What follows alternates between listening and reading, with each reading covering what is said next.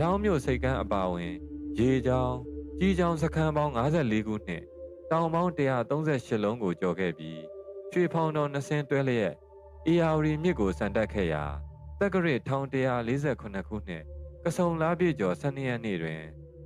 စကိုင်းစိတ်ကမ်းသို့ရောက်ရှိတော်မူခဲ့ပါတယ်။ဤသို့မြို့ဟောင်းမှစကိုင်းမြို့သို့ရေချောင်းကုန်းချောင်းခရီးဖြင့်ပစ်ဆောင်လာခဲ့ရာစုစုပေါင်း4လကျော်ကြာခဲ့ပါတယ်။စကိုင်းတောင်ခြေအောင်မြေသို့ရောက်သောအခါ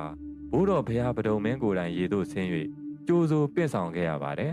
။မြန်မာတက္ကရာ1148ခုနှစ်သတင်းကြိုလတွင်ပဒုံမင်းတရားကြီးသည်မဟာမြတ်မုနီရုပ်ရှင်တော်မြတ်ကြီးအားတက်သေးစိတ်ကမ်းမှကန္နာဂုရီတိုက်တော်နေရာသို့ဆက်လက်ပင့်ဆောင်ခဲ့ပါတယ်။မဟာမြတ်မုနီရုပ်ရှင်တော်မြတ်ကြီးကိန်းဝတ်ဆံပေတော်မူရာကန္နာဂုရီတိုက်တော်ကိုဘိုးတော်ဘုရားပဒုံမင်းတရားကြီးဆောက်လုပ်လှူဒန်းခဲ့ပြီးမုံဦးလေးမျက်နှာပါရှိကအမရဘူရမြို့ရဲ့မြောက်ဘက်မှာတည်ရှိပါတယ်။တိဘောဘရင်လက်ထက်တွင်ကန္နာဂုရီတိုက်တော်ပျက်စီးယိုယွင်းမှုများကိုပြန်လည်ပြုပြင်မွမ်းမံခဲ့ရပါတယ်။ထို့နောက်မြန်မာတက္ကရာ1246ခုနှစ်ဝါဆိုလတွင်တိဘောမင်းမှမဟာမြတ်မုနီရုပ်ရှင်တော်မြတ်အားဆက်လွယ်တော်ဒုရန်တော်တပိတ်တော်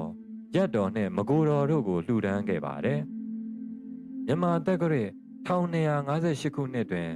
ဘိုးတော်ဘုရား၏ကန္နာဂုရီတိုက်တော်ကိုငုံ၍ကင်းဝင်မင်းကြီးနှင့်အနောက်တိုင်းဘိသုကာပညာရှင်များမှလက်ရှိတိုက်တော်ကိုဆောက်လုပ်ခဲ့ကြပါတယ်။ခရစ်နှစ်1945ခုနှစ်မှ1948ခုနှစ်အထိဒုတိယကမ္ဘာစစ်ကာလအတွင်းမဟာမြတ်မုနီရုပ်ရှင်တော်မြတ်ကြီးကိုဆရာတော်တန်ဃာတော်များကနေ့ညမပြတ်စောင့်ရှောက်ခဲ့ကြရပါတယ်။